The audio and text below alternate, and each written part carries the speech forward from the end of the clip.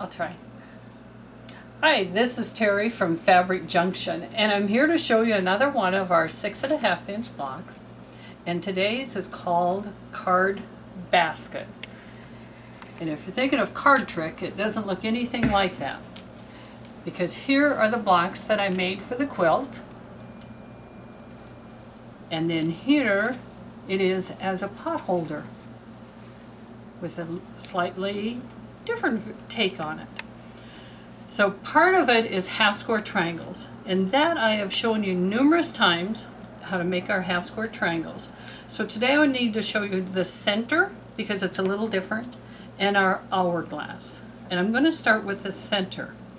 And to do the center, we need to have our center square and our triangles, and I attach them what I call a left and a right before I press. But to set the center, because I want to have the center of them line up.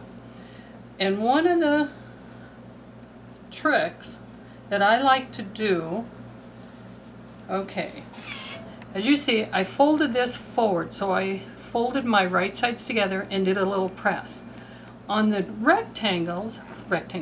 triangles, I like to fold the wrong sides together. And I'll show you in a second what it does if you haven't already guessed.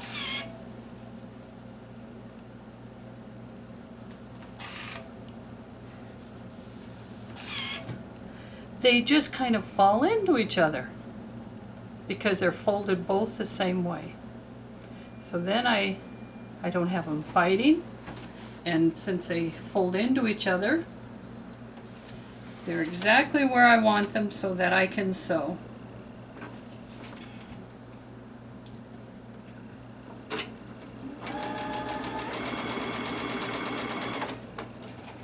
Okay. I'll do the other side real quick.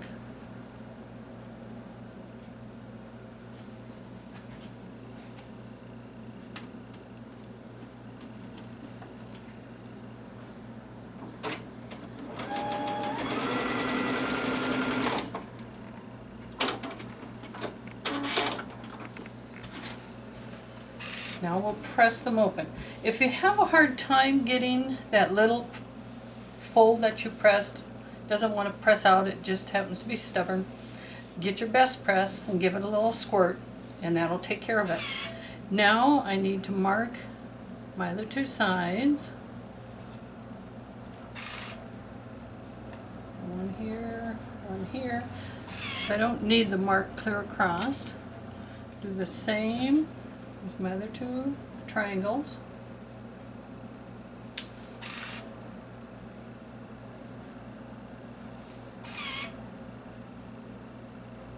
There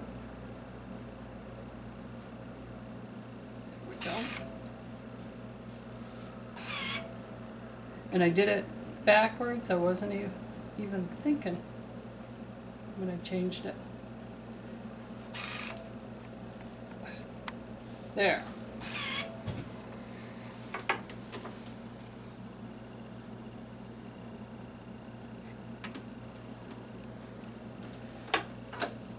Okay.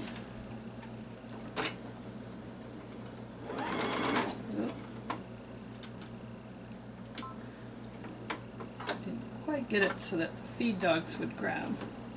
There we go.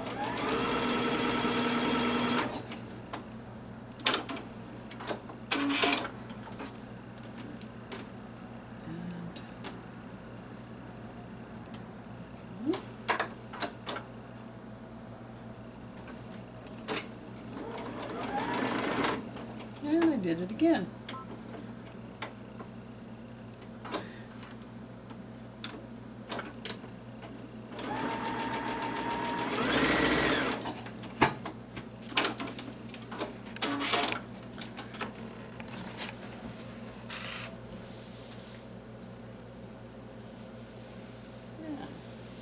Press it open, and now we have our center square.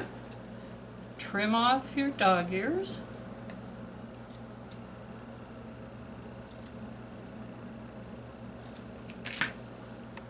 And we have a center, and we have enough area for our seam allowance.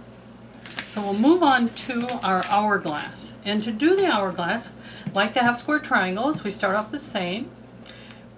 Place our tool, if you have the seam guide, mark on both sides, and I actually just use a pencil because I know that's where I'm going to stitch, because I don't need to erase it, but use your favorite marking tool. And in this case, our hourglass has one background color, but two different complementary colors. So we're going to put our stitch in. Sometimes I try to stitch on the line when possible. Sometimes I stitch just to the inside, just a hair. But I try very hard not to ever stitch on this side because it'll make my half square triangle too small.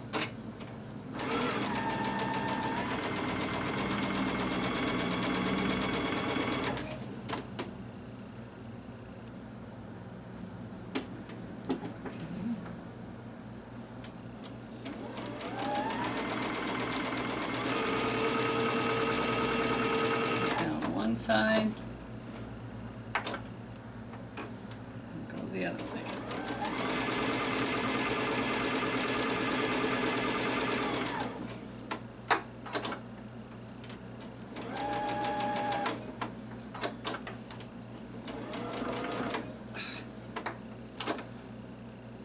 One of those days where I'm hitting just right.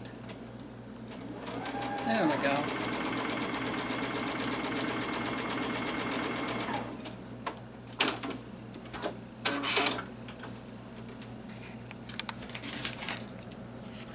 Separate them. Now we're going to cut them apart.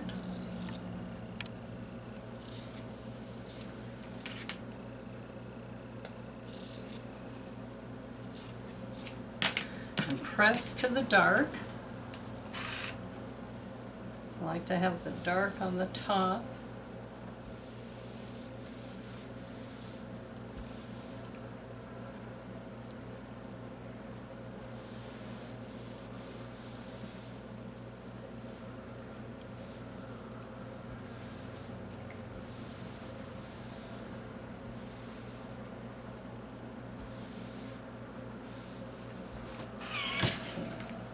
Now the last thing to do is take two that are the same, flip them over, and you're going to mark these also, because instead of stopping with just a half square triangle, we are doing an hourglass. And as you can see, I like to mark from my center out. That way I don't pull up on one end and distort.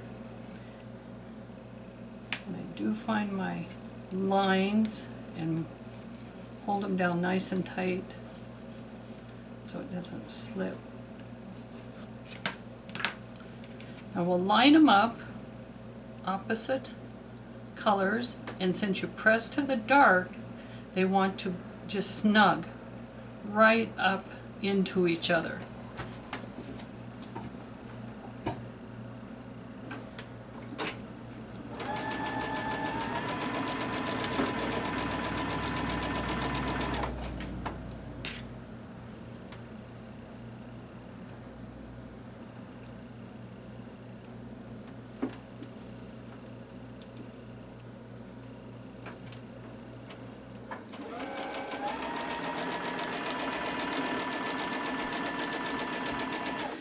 Again, I get to the end, I just grab it, turn, and I'm going to the other side.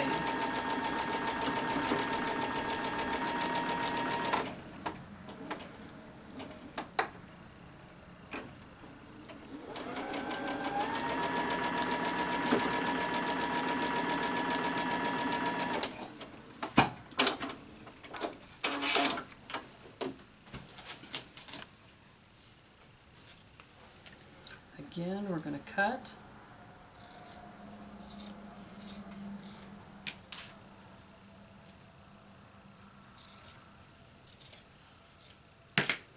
And press. we should have 4 hourglasses that look exactly the same.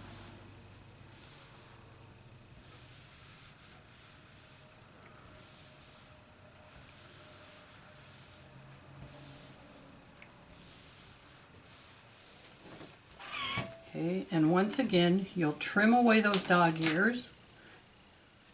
I've got 4 of them. And I'm just going to stop there.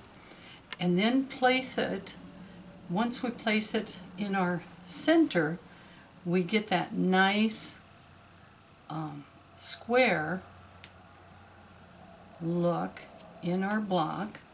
Oh, there we go. Sew your sections together, and I start on my left, fold the center towards, and do my rows. Once you have your block together. Now, this is a 6.5 inch block, and we need to make it at least an 8.5. So I use a 1.5 inch strip. These are 1.5 by 6.5. Sew the sides, 1.5 by 8.5. The top and the bottom. I have my block all sewn together. I have my back fabric. In this case, I picked the red. I have been using 1 piece of regular batting, cotton batting, and 1 piece of Insulbright. You don't have to use the batting if you don't want to. You can use just the piece of Insulbright. Or if you don't have Insulbright, you'll need 3 to 4 layers of batting to get you enough thickness so that you don't feel the heat when you actually use the hot pad, your hot pad or your pot holder. Here is my binding, and we do have our video on how to bind a pot holder. In this particular case, this is a hair smaller than the other one. My loop here, I cut it 6 inches long, and I fold it a 1/2 inch, and then I just tack it down. Quilt it as you desire. As you can see, I just kind of quilted the outline. I like to stitch in the ditch a lot, so that's my kind of favorite way of taking care of that. So I hope you enjoy watching the video, and maybe you'd like to make a few card baskets. They'd look great in any quilt. With these kind of colors, they look wonderful in a quilt of valor. All kinds of ways that you can use it. But do check out our blog site, our website, and thank you again for watching us here at Fabric Junction.